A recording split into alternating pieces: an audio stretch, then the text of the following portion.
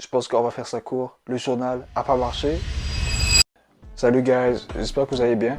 Aujourd'hui on se retrouve pour une nouvelle vidéo. Et pour aujourd'hui je voulais vous expliquer l'histoire de Bliff, comment ça a été créé.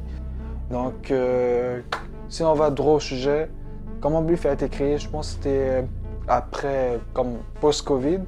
Déjà durant la Covid, j'avais cette idée-là de créer une page dédiée à la fitness, dédiée au mindset. Puis j'ai commencé à créer une page sur TikTok et je commençais à poster beaucoup de contenu gym via des memes, c'était des memes, parfois aussi mindset, parfois c'était aussi du contenu qui était sérieux. Donc j'ai commencé à poster ça sur TikTok. Ensuite j'ai fait la transition de TikTok à Instagram. J'ai commencé à poster sur Instagram. J'ai arrêté de poster sur TikTok parce que TikTok c'est bon. Ça on va parler ça pour pour une autre fois. Donc j'ai commencé à poster sur Instagram et puis je voyais que Instagram ça marchait plutôt bien, donc j'ai continué sur Instagram. Et puis c'était peut-être l'année dernière, j'ai commencé à avoir cette idée-là de créer un journal. Je pense qu'on va faire ça court. Le journal n'a pas marché. Faute de marketing, faute de la présentation. Parce que, comme si vous remarquez, les business ou les brands en général, ce qu'ils font toujours, c'est qu'ils commencent à faire la préparation, ils commencent à divulguer les articles, à expliquer à quoi sert l'article, pourquoi vous devez l'avoir, etc. Moi, ce que j'ai fait, j'ai rien fait de tout ça. J'ai juste dit sur le compte que j'allais poster le journal à telle date, mais j'ai pas fait de marketing, j'ai rien fait de tout ça. Et c'est ça qui m'a causé problème. Donc au final, le journal n'a pas vraiment fonctionné.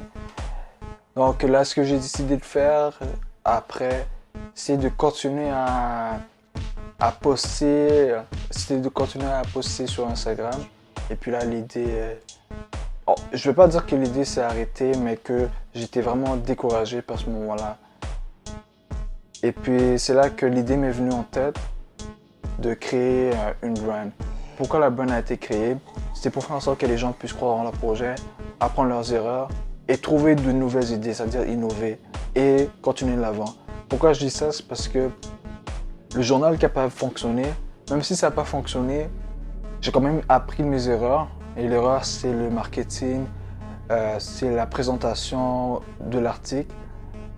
Et même si j'ai pas continué sur ce projet-là, j'ai été en mesure de continuer sur un autre projet, de me créer de nouvelles idées et de continuer de l'avant. Donc ça, c'était un résumé. Donc je fais ça court parce que je vais en discuter dans une nouvelle vidéo en profondeur, comment Bliff a été créé. Parce que là, je vous explique comment ça a été créé et ce que je postais, mais je ne vous l'explique pas en profondeur. Parce que là, je vais passer directement au sujet, l'histoire de Bliff.